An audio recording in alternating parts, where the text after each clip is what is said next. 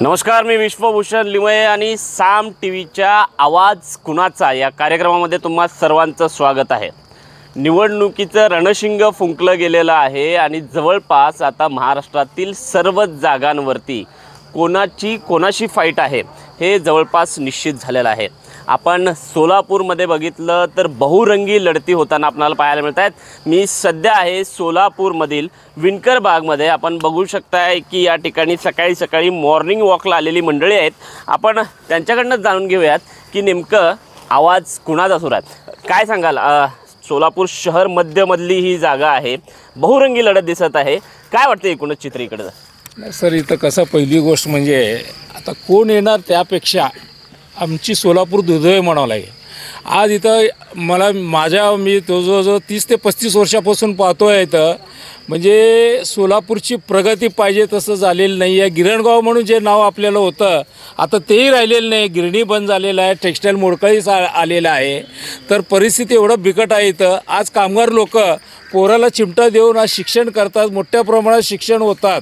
आज engineering college एवढं आहे तिथं दरवर्षी 6 ते 7 हजार विद्यार्थी बाहेर पडतात, परंतु इथं सोलापूरमध्ये IT सेक्टर नाही, मोठे इंडस्ट्री नसल्या कारणानं इथं पोरांना जॉब नाही आहे। आज त्यांनी पुणे, मुंबई, बेंगलोर इथं नोकरीसाठी जातात आणि मला वाटतं अशा खंडात या 10 वर्षात म्हणजे जवळजवळ प्रत्येक गावाची लोकसंख्या वाढली, परंतु एकमेव सोलापूर शहर असं आहे की इथं जवळजवळ 2 लाखाची लोकसंख्या कमी झालेलं आहे।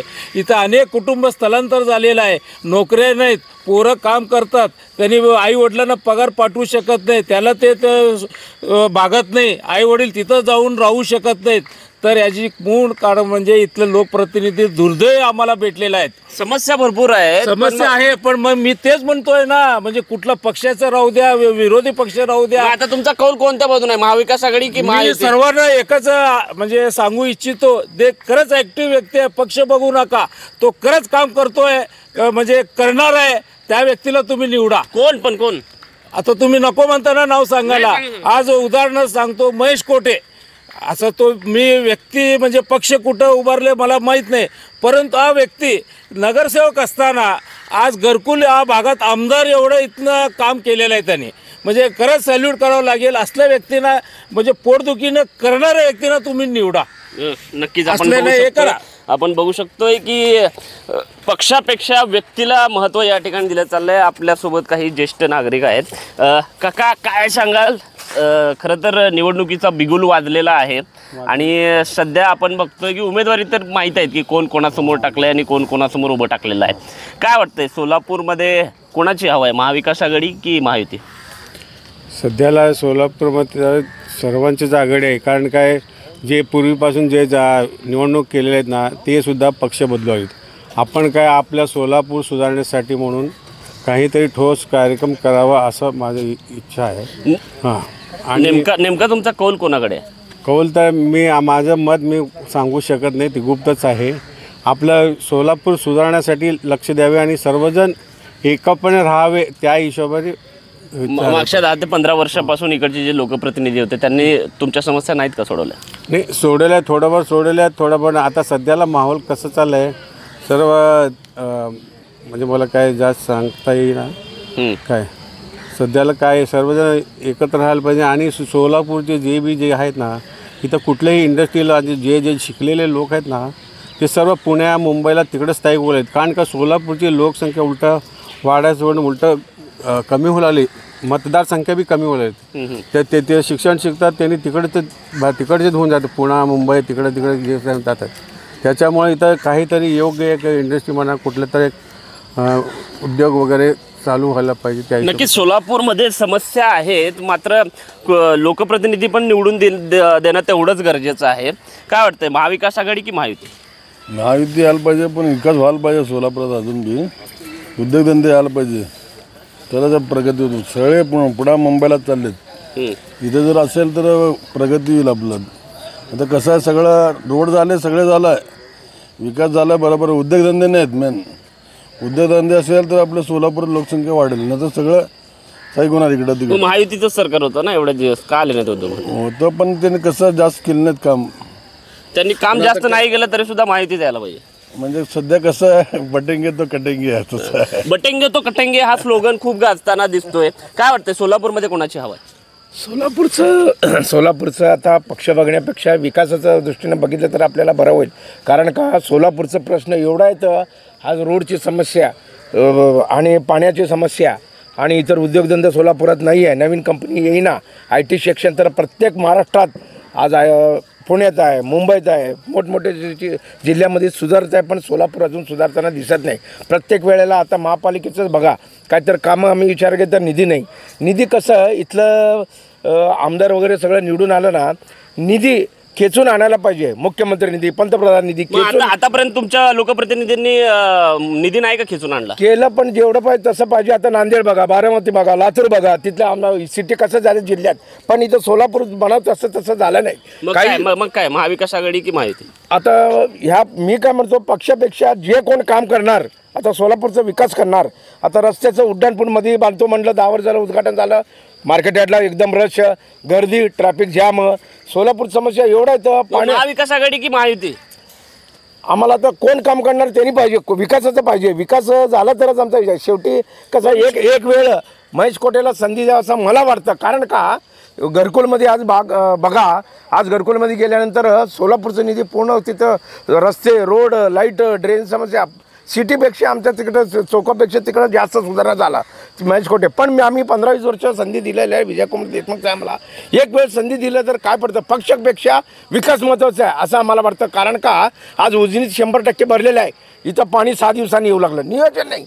नियोजन असल्यामुळे 2 दिवसाला पण पाणी मिळतं. उजनी फुल भरून आहे. असं एक समस्या मिळून असं सोलापूरची समस्या फार वाढलेला आहे. सोलापूरच्या समस्या भरपूर आहेत, मात्र आपण बघू शकतो की या ठिकाणी व्यक्तीला जे आहे ते महत्त्व दिलं चाललंय. आजोबा काय सांगाल, काय वाटते नेमकी हवा कोणाची आहे सध्या?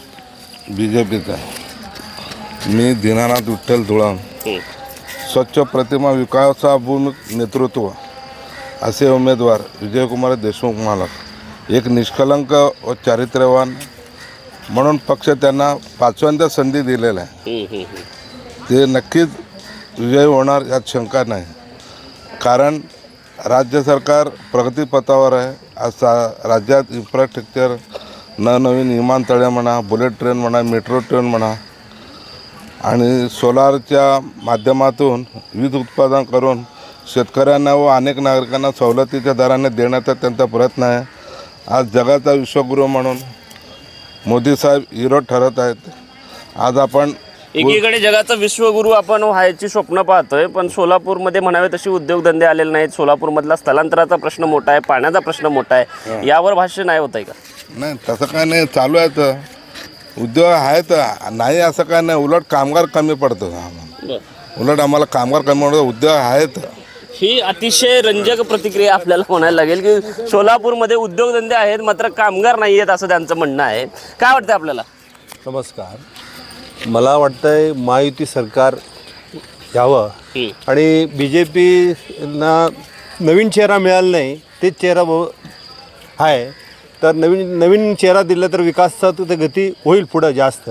तरी पण मालक सक्षम नेतृत्व करणार आहेत विजयकुमार मालक. आणि सनातन धर्म, हिंदू धर्म टिकवण्यासाठी तर हेच आज पक्ष योग्य आहे. बटेंगे तो कटेंगे, एक आहे तो सेफ आहे हा स्लोगन आहे. विकास झालेला आहे पण काही लोकांना दिसत नाही, काही लोकांना दिसतं आहे, एवढाच फरक आहे. नक्कीच बटेंगे तो कटेंगे हा जो स्लोगन आहे तो खालपर्यंत आलेला आपणाला पाहायला मिळतोय.